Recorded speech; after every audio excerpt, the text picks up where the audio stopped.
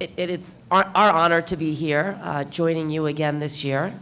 Last year was Ms. Harkey and my first time coming to the annual Assessor BOE meeting. We had a really good breakout session. I know I did with some of my assessors last year, and I thought that was very helpful, and so we decided to do the breakout sessions again later on. And we're going to have kind of like a speed dating thing where, we're going to go from room to room, and you guys can give us some feedback. I also represent 23 counties, and I went to visit all 23 of my county assessors personally, and I got additional feedback on things that perhaps need to be changed in our assessor manuals, things that you all would like to maybe propose in terms of legislation. And I hope to continue that dialogue this year. And as I meet with all of you in your breakout sessions, I will share with you some of the feedback we received. We subsequently met with David Young and downloaded with him all of the different comments so that he also, as the new chief deputy, could make some of those changes to make not only the BOEs more efficient, but your job as well. So I am really looking forward to today. I got elected chair, I think, April 1st. And one of the things that I like to do as chair is question the status quo. Just because we've been doing it 150 years doesn't mean we have to continue doing things the same way. And so we've really been drilling down at our agency, trying to meet with all of our different divisions, trying to see how we can improve the agency moving forward. It's been a great honor to work with our new vice chair, Diane Harkey. We also served in the legislature together, so we have a prior working history together, and I think this Board of Equalization with Member Horton, Member Runner, as well as Yvette Stowers representing Ms. Yee, we are very, very serious about the job, about our role here on the BOE, our relationships with all of our stakeholders, including the assessors. And so I look forward to today's meeting. We kind of changed the format up a little bit as well, because we kind of wanted to hear what you all are working on in terms of your committees, since we don't attend all 3 days. And so I hope we find this useful today, helpful, and if you would like to see any changes for next year, please give us feedback, as we're always trying to improve. So, Ms. Harkey. Thank you. Am I on? Can you hear me? There we go. Okay, thank you very much for all of your attendance. It's really good to see you all for the second time. Ms. Ma has been an amazing chairwoman. She's gotten us organized, and we have changed a lot of the format of our meetings. I think that they're more predictable by the taxpayers appearing, and also more predictable by us, and I think that just comes with looking at systems, and we all had some input, and so we made a lot of changes. We also have almost totally hired a new executive team. You may note we have some new people in the room, some that have been around that chose to retire, and so bringing new people on board. And it's created a lot of work for us. I think about probably 50% of my time is spent on administration issues and interviewing, because we appoint certain people. We actually hire them or appoint them to CEA positions. And I just want to say what we're really doing is looking at policies, procedures in audit areas, as well as in assessors areas. People are bringing to us issues that might streamline things, might make it a little more uniform, so that we're not operating like 58 different states, but actually one state on just some of the policies. So I think as we go forward, you'll hear a few of those changing.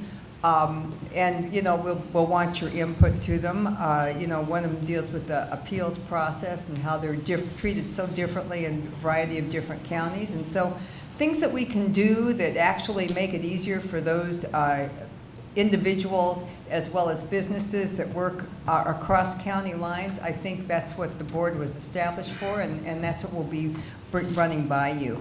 So yeah, it's always a pleasure to meet with you, and I want to thank you so much. I did work with Fiona, and we had some really late night sessions. That was at the end of Governor Schwarzenegger's term, and you know how chaotic everything was, and we stayed very late sometimes, and Fiona taught me what the honey badger was. She's an amazing leader, an amazing person, and I've enjoyed working with her in the legislature, and I really have enjoyed working with her on the board. She keeps us going, and you know, I think we've got a good group of people. I hope that we earn your respect. Respect is earned, and I plan on continuing the dialogue and communication with all of you. I only have 5 county assessors, so my task is a little easier when meeting around, but I think we all represent the same number of people. So thank you very much for your attention. Thank you.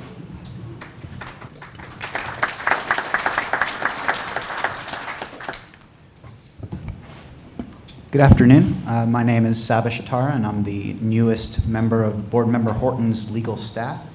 And I've been given the privilege of addressing you all today. As you know, Board Member Horton is a huge fan of this event, of the annual meeting, and unfortunately, to his dismay, this is the first time he's missing it in, I believe, 7 years. He sends his apologies that he couldn't be here today. But on his behalf, let me extend his thanks to President Kristen Spears for organizing the meeting. I'd also like to thank the other board members for allowing me to appear on his behalf. This is a particular treat for me. I'm coming from private practice, where I spend more time than I care to admit avoiding reassessment for clients. So I'm making up for it now. Board Member Horton is extremely interested in learning how we can help each assessor accomplish their goals within their districts, as well as ensuring uniformity in property tax assessments throughout the state. As a member of Team Horton, I encourage you to please engage our office early and often, as well as the rest of Board Member Horton's staff. Please see us as a resource and feel free to contact us directly, and we'd be happy to meet with you. Board Member Horton also asked me to extend his feelings that these are extraordinary times. Every district faces a fair share of economic challenges, and the state is grappling with how to pay for deferred infrastructure needs and meet the social and economic challenges of the future. That's why the board member is currently studying the federal concept of repatriation of tax capital, the redistribution of exemption and credits, and the tax reform policies that stimulate instead of just taxing the economy. He's met with the chairs of both the Assembly and Senate tax committees who agree that there is a fiscal need to restructure California's tax policy. Member Horton hopes you share your ideas and thoughts on reshaping and restructuring California's tax code and regulatory process. The board member and our entire team look forward to working with you to implement and advocate for these necessary changes. Thank you.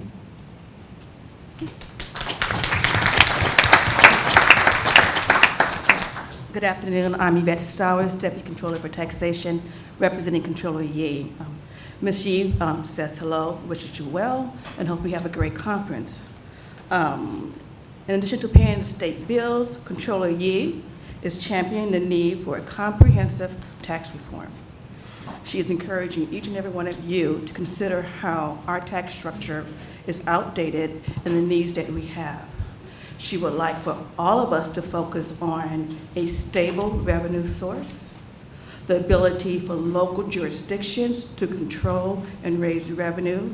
It's critical that they have that control because they are the ones that are on the front line taking responsibility for so many citizens and businesses. She would like us to focus on a tax structure that would encourage business growth and a tax structure that will help those who are in most need.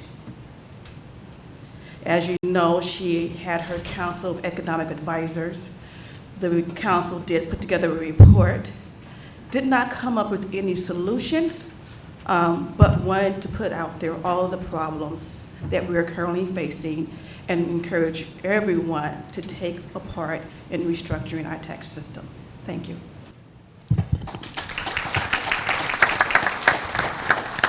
Thank you, and I know that Michelle Brown is here representing Senator Runner, and she will be participating in the breakout sessions as well to bring back feedback from Mr. Runner. Also, as part of our new leadership team, David Gao officially took over as director on April 1st. Many of you know he's a CPA. He's been with the board 30 plus years and has worked pretty much in every department except one. So he's got a wide and vast experience here at the BOE, and it's been great working with David. I also want to give a shout out to Greg Cook. Where is Greg? There he is in the back. Your advocate for many years. I served very closely with him when I was in the Assembly. I think we passed 4 or 5 bills sponsored by the Assessor's Office, not thinking that I would be here, sitting here today, but he does a great job. My Chief of Staff is also here, Genevieve Jopanda. She is usually with me when we travel and have done the assessor visits with me. Seth Dalton is my agriculture outreach person. He has also met with many of you, worked with many of you in your offices about potential legislation that we would like to work on this coming year. Joey Lewis handles my 7 North counties. He was on the City Council of Clear Lake, so some of you also have met with him, especially during the many fires that have happened up in the North County. And then Tim Moreland is my ledge director. He was here last year, but again, if there are any legislative ideas, please bring it forward to us. We are very active not only as the ledge chair, but also making sure that we are either actively supporting or opposing bills that have some sort of nexus to the BOE and potentially your offices. So again, thank you all for your service. We love working with you and look forward to a productive dialogue today. Well, good afternoon. My name is Kristen Spears, and I'm the president of the California Assessors Association for 2016. Welcome to Monterey. My year as president of the California Assessors Association is flying by. My goal when I spoke to you last year at the annual board meeting with county assessors as the president-elect, my stated goal was to improve communication across the board. And as president-elect, I was excited to implement improvements to the CAA website that could increase communication, sharing of information between CAA members. This goal was realized with a vital new website. I also mentioned the goal of improving communication between the CAA and the Board of Equalization. I mentioned a goal of working together to improve assessment procedures and laws for the public good. Today, I'm pleased to have this opportunity to meet with the Board of Equalization members. After almost a year as CAA president, going through the various officer positions prior to that, I truly recognize the challenges of the assessors and the board members working together. Sometimes we are on the same page on issues, sometimes we are not. So this meeting is important to all of us because it's an opportunity to better understand each other, where we share common ground, why we have differences. Elected officials having different opinions is certainly not a new or different problem. We come at issues from different perspectives. Over 1,800 years ago, Marcus Aurelius, one of the good Roman emperors and a philosopher, said, "Everything we hear is an opinion, not fact. Everything we see is perspective, not the truth." Over the years, the annual Board of Equalization meeting with assessors has taken on different formats. Presentations, panel discussions on specific topics. In discussions with assessors, they had a common theme that they really valued the breakout sessions with the Board of Equalization members. So this year, I really applaud the board for expanding this breakout session time. I think we all appreciate that.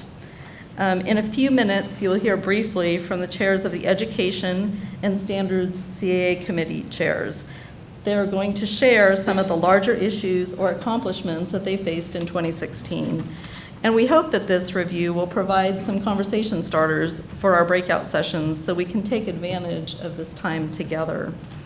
So with my year as president almost over, I wish to express my appreciation to the board members for their willingness to meet and engage, and for supporting the outstanding contributions of Board of Equalization staff members, who all of us appreciate the countless hours that they spend with local assessors working cooperatively. And with that, I will turn it over to President-elect Benson for his comments. Thank you, President Spears. My name is Rich Benson. I'm Marin County Assessor and President-elect for CAA for 2017. Good afternoon, Chairman Ma, board members, colleagues, and friends here this afternoon. I am both honored and humbled to be here with you today. My participation with the California Assessors Association started nearly 30 years ago, and I'm pleased to say that the institution continues to be one to be most proud of. Accordingly, my experience with board staff and board members has both been enjoyable and rewarding. Working with board staff over 30 years has consistently demonstrated their dedication, commitment, and professionalism. In most ways, the institution of the board staff, and the assessors is the same. We are guided by the same principles to uphold and administer the most important principles of equal protection. More specifically for us, equal taxation, uniformity, and equalization. For our country, these standards are embedded with our freedom and liberty. 2017 promises to bring new opportunities and new challenges, and every year there are changes from the last. When I look forward to the year, and actually years ahead, my attention focuses on some common denominators for most contemporary institutions. First to mind is the imminent reality of succession planning and stewardship. These bring huge risks and huge opportunities. Most profound is the loss of institutional knowledge and experience. The time to address this is now. We should capitalize on training, knowledge transfer, development of tools, and providing resources that leaves no county behind. 2017 also exposes us to some uncertainty, as each year does, but differently today than in each year before. In my opinion, what is more significant today than in past years is the health and life expectancy of Prop 13. I don't mean to point to any single point of view in that regard. Prop 13 is nearly 40 years old and aging more each year. Since 1978, it has been through changes in appraisal developments, social expectations, legal challenges, legislative changes, and administrative twists and turns. Today, might we ask if it is performing better today than yesterday? Is it meeting the public's contemporary expectations? Perhaps some may say no. Controller Yee recently produced a message on comprehensive tax reform. Considering what we can expect with the prospects of boomer retirements and the ballot pressures on 13, like increasing fees, taxes, bonds on ballots, and tax bills, we have opportunities and responsibilities to explore our strengths and our weaknesses and apply principles of responsible stewardship. Indeed, by 40 years of experience, we now know more today than we did in 1978 when Proposition 13 began. So there are opportunities to make 13 work better today. In this light, I look forward to a robust collaboration, dialogue, and recommend that we capture the institutional knowledge of our common resources to see how we might leave it better than we found it. Thank you.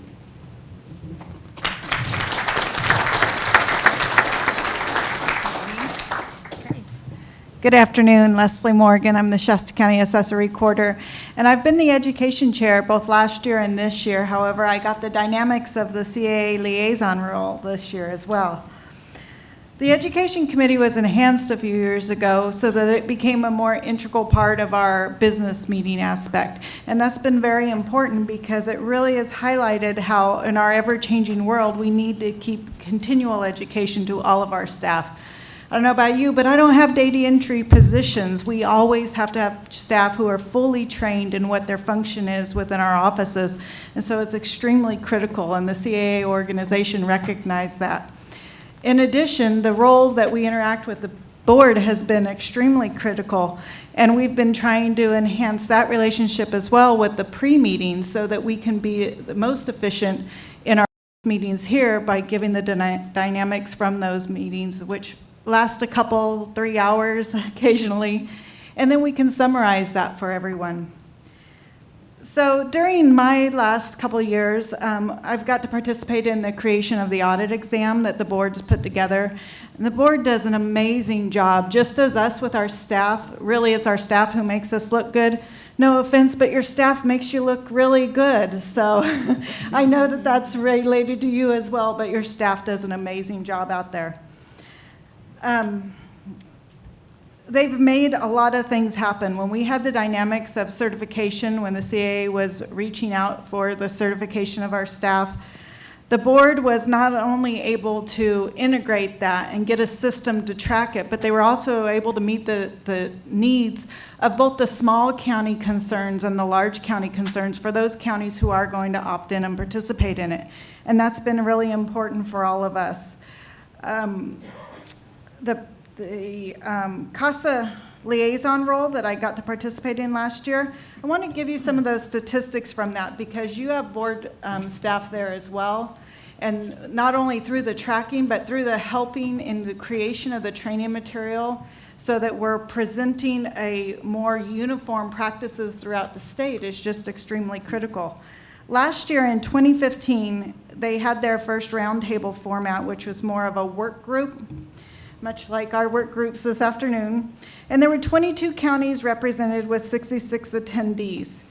In the 15-16 year, they had over 4,000 attendees to their classes, up 48%. And this is mostly through the WebEx piece of it now as well, which, again, the board plays an instrumental role in.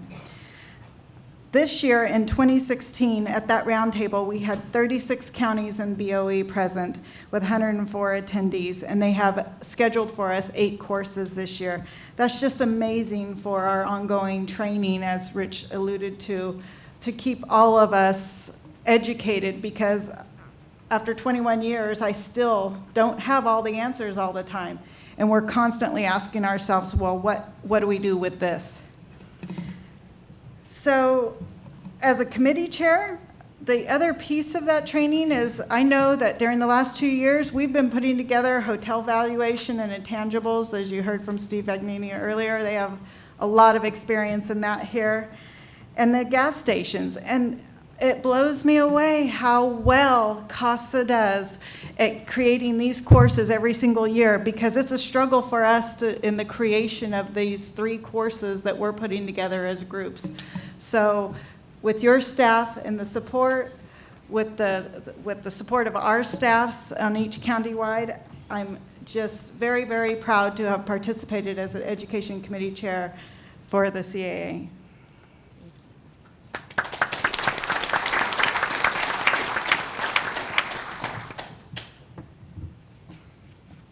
Thank you. Well, Tom Bordenau's not here today, so He is not here. I guess I'll take over. Chairwoman Ma, members of the board, Don Gakel, Standards Committee Chair. I took over this year, I had big shoes to fill. At the end of last year, Leslie Davis gave me a big rundown on what my responsibilities were as Standards Chair, and she did a very good job. I think I remembered some of them. So we did have a busy year. I want to acknowledge the fact that we had a great working relationship with board staff. I want to acknowledge Dean Kinney, David Young, Sherry Kinkle, who is probably not here, but we've had a great year working closely with them to resolve issues that come up. Also want to acknowledge we've got a number of standing subcommittees, and we've got assessor liaisons for those. I want to acknowledge Aircraft Advisory, Jeff Prang. Brian Donnelly has been doing the heavy lifting on that, but I haven't really felt that that's a part of the Standards Committee this year because they've been doing so much heavy lifting in ledge on airline valuation. Sue Horn, Forms Committee, Nevada County. Dan Goodwin, Natural Resources, Ventura County. Exemptions, Kathleen Kelleher, but committee's been handled by Christina Wynn, Sacramento County. Mapping GIS, Peter Aldana, Riverside County. Real property, John Lifquist, Kern County. And business property, Barbara Levy, Merced County. And I want to thank them for the work they've done this year. A special shout out to our exemptions subcommittee who worked in overdrive this year with many legislative issues, bills that were, some of which passed, some didn't, but they were asked repeatedly to give an analysis and establish a position for the California Assessors Association, which they did very well, and appreciate the work that they did. Also, I wanted to talk about a lot of what we have done this year is reacting to court cases that have come up. Foremost among them was Jewish Community Center versus Los Angeles County, which ended up changing the board's recommendations on welfare claim process. And we recently went through the interested parties process on that. Board staff did a great job of putting together forms in a pretty short time frame, and we're very receptive and worked well with through the interested parties process to come up with what I think will be some pretty good forms, and I think those will be on your agenda later this month. So that's a lot of what we did. Other court cases, Ellis versus Calaveras County is particularly bothersome to Leslie Davis in Calaveras County, but it's also pointed out some contradictions in the tax code and some legislation that will be recommended this year to kind of clean up the tax code and make it clear that percent complete construction on the lien date does not create a base value. We're hoping to get that through to avoid future confusion. Also, one of the things I did at the very beginning, I thought I was being really clever and being administratively efficient, was disbanding the possessory interest ad hoc committee. But there have been a number of things, including Siebold versus Los Angeles County, that have come up regarding possessory interests. And Brian Donnelly reported that he may be bringing something to the Standards Committee tomorrow regarding possessory interest. So it may be my last act as Standards Chair this year to recommend reinstating the possessory interest ad hoc committee. We'll see. We'll see what happens. There are some other things on the horizon for standards, including some of the things that voters might do in November. As interested, I know that this has been a major topic in our county, and I think counties all over the state, and probably even at the state level, are wrangling with what they're going to do on marijuana legalization. We're not directly affected by some of the sales tax concerns on that, but it may come up in our Williamson Act valuations. I know that the Department of Conservation has identified medical marijuana as a compatible use under the Williamson Act, and there's no reason to believe that they wouldn't consider regular cultivation of recreational marijuana as a compatible use also. I know it's generally an annual crop, and we wouldn't be concerned about generally on the plants themselves, although it may impact rents on Williamson Act land and therefore affect the values. There is some discussion about existing mother plants that people use. Those would be perennials. I don't know if we'd consider those growing improvements or not, but it's something we may have to face.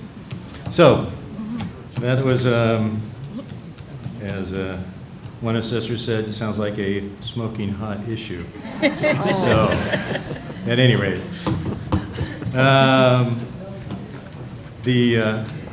that is pretty much the wrap up on the year. It's been a lot of work again with staff and reacting as much as acting, and I think that's kind of the role of the Standards Committee, is to make sure that when things come up that we're responding appropriately, working with board staff to make sure that the law is applied fairly and accurately across the state. So, Thank you. And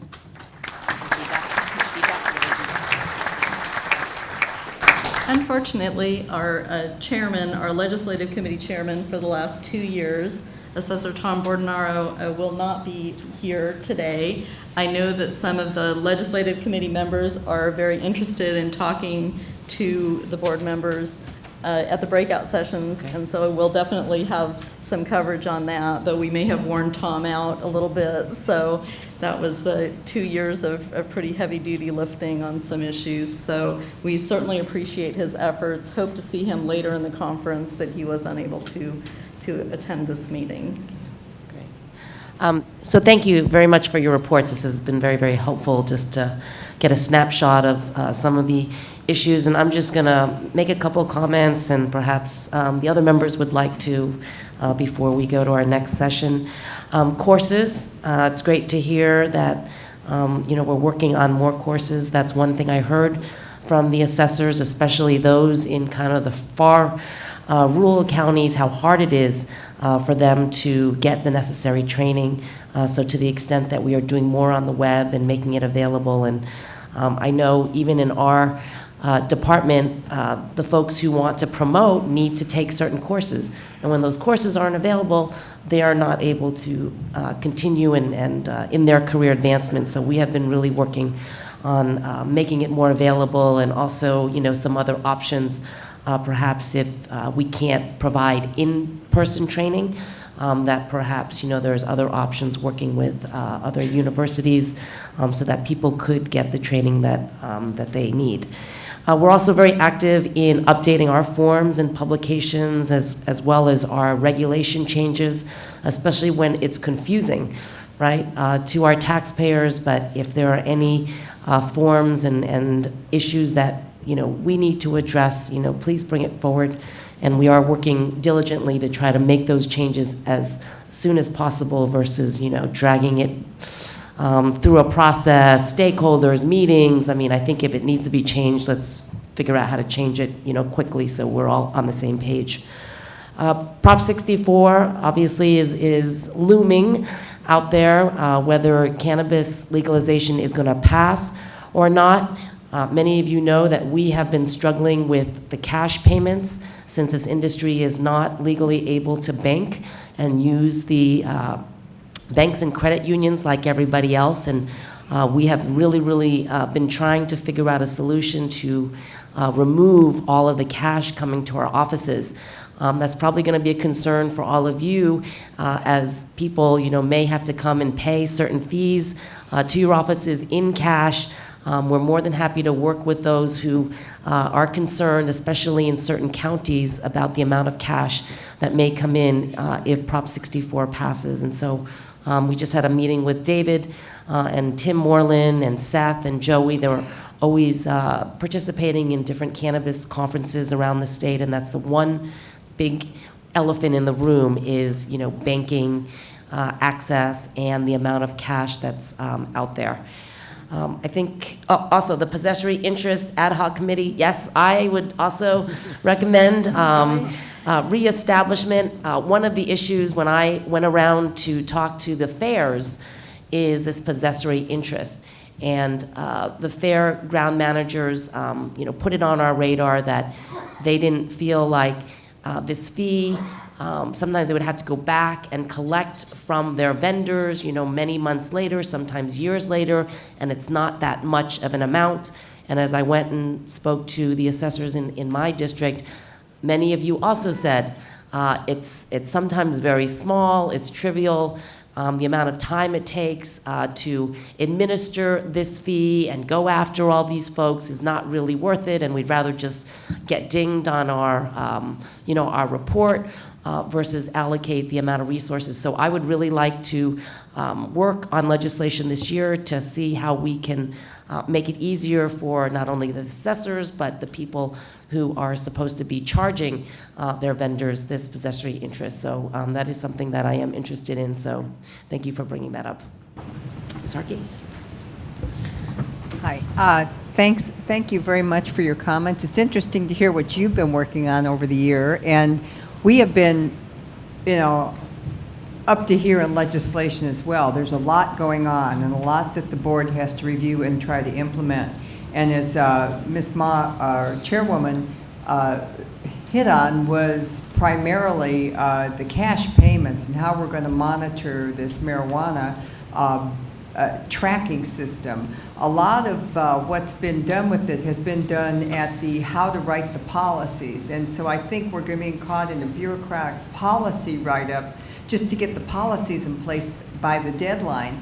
But I'm not so sure that the implementation is behind it. So we've been working to try to be sure that the board is included along the way, because each group seems to have its own little duty with regard to regulation, and the board will be, probably tasked with a lot of administration and collection of the taxes and distributions, and we want to be sure that we're capable, able, especially since we've got this new cross system that we're implementing. We need to be able to, our cross is our new computerized system that's going to bring us up into the 21st century, we hope. It's supposed to be really, a good computerized system in a way that will help us, because right now we use old systems, DOS systems, paper. It's a very, it's not the best, let's put it that way. And you have to have experienced people, which we are losing because they're retiring, that know all the codes so they can go from one to the other. So we are implementing this cross program. It's going to be really, I think, very, very helpful. Any issues that you have with the board that are from any type of computer generation, you may want to get your 2 cents in because we have contracted. Right? Mm-hmm. Yes, we have contracted with a firm that's going to be implementing the program for us. So, we've got a lot going on, and conformity and transparency are really, really important. And so those are the things. Taxpayers, and they need to know what the state of California is doing and how we're doing it. How they can get their responses a lot sooner, how they can get through their appeal processes, how they can have recourse through all of these processes. And I look forward to working with all of you so that we can just become a little leaner and meaner at the state and more in conformity. Yeah. Yes, I want to follow up. From last year's meeting, there was discussion about property tax postponement, and I didn't talk about it. So we do have it. The Controller's Office managed that program. We are accepting applications. We started in September. Also, the Controller sponsored cleanup legislation, AB 1952, which did not pass. But I have been informed that she is going to sponsor legislation again next year. And that legislation had 3 prongs to it. Cleanup, just to make it easier to administer, which is extremely important. And then she also wanted to increase the cap of funding from $20 million, and then for the cap to go back down to $15 million. And then finally, she wanted to increase the budget overall. Like I said, it didn't pass, but our ledge director is indicating that we're going to look for an author again next section. The other item I want to talk about was Prop 64, whether it's medical or recreational marijuana. And it's actually to Member Ma, Ms. Harkey. I started to send you guys a text last week because Hollywood has recognized the problem that we have with this industry and them not being able to be banked. There was a show on the new lethal weapon, and it showed large quantities of cash being transported, and guess what happened? They got robbed. And then they showed all the problems with this industry, and then until we can get them banked, it's going to be a nightmare. I didn't send the text because I thought I might be violating Bag the Key. You can tell us to watch a program. Yeah. We're not going to vote on that program. But it was so timely. Yeah, so again, this is like one of the biggest issues in our district. I think last year we collected $14 million in cash. That's only cash. Some of the industry is banked, through their other banking relationships, but still taxpayers did come in with $14 million of cash into our 23 offices. So We are working on solutions. David is working with our bank, Bank of America, right now. I know the Governor's Office of Business and Oversight and Banking also has another proposal.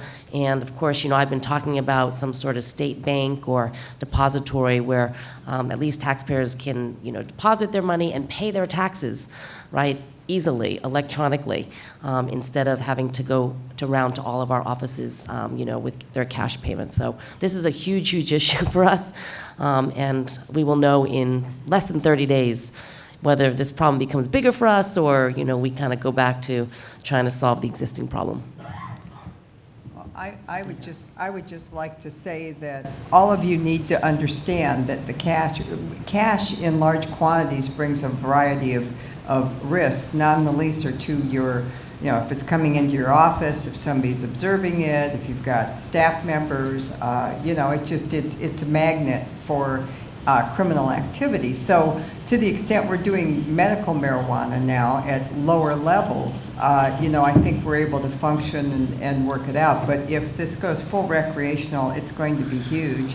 And I know in my district, we do not accept cash payments because we have 3 offices, one in San Diego, one in Irvine, and one in Riverside. And the Riverside is in the mid-rise in the middle of the city, right across from the Mission Inn. The one in Irvine is in a business park, with heavy traffic, a lot of people, working and whatnot. It's not anywhere where it's safe and secure. And I think those are the issues. And so if we end up having some kind of facility with some kind of bank, which seems it might be difficult for them because they're subject to federal laws that still have this classified as an illegal substance. We still, we still may have to look at maybe some off-site locations, armed security, et cetera, and then maybe we can use some kind of a coordinated effort. That's what I'm looking at, because I really don't want it coming into our offices where we've got a couple hundred people or people in and out. So it's an interesting case.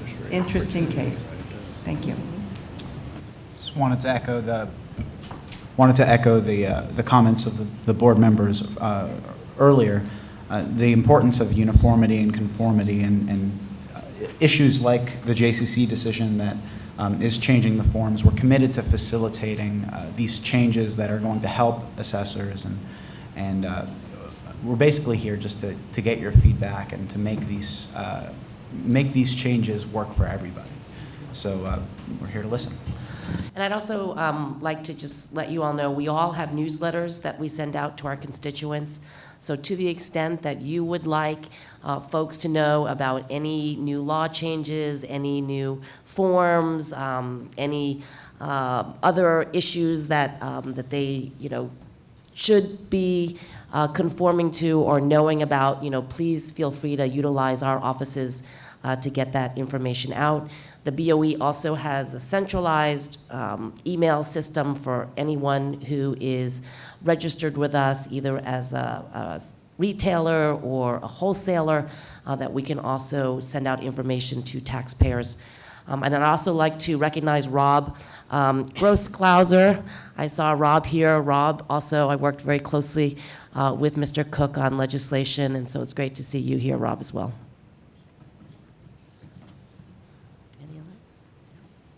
Any other questions from the audience, maybe? Otherwise, we will adjourn for now, and then we will be going into our breakout sessions in about 15 minutes. There's a Northern California Assessors Association will be in Carmel, room 1, and I will be in there with Michelle Brown from Mr. Runner's office, and I believe Ms. Stowers will be joining us. And then the second group is Bay Area and Central Southern California. California Assessors Association, they will be in Carmel 2, and Ms. Harkey and Mr. Shatara from Mr. Horton's office will be in that room, and then we will flip the members going into the other room. So we will see you in 15 minutes.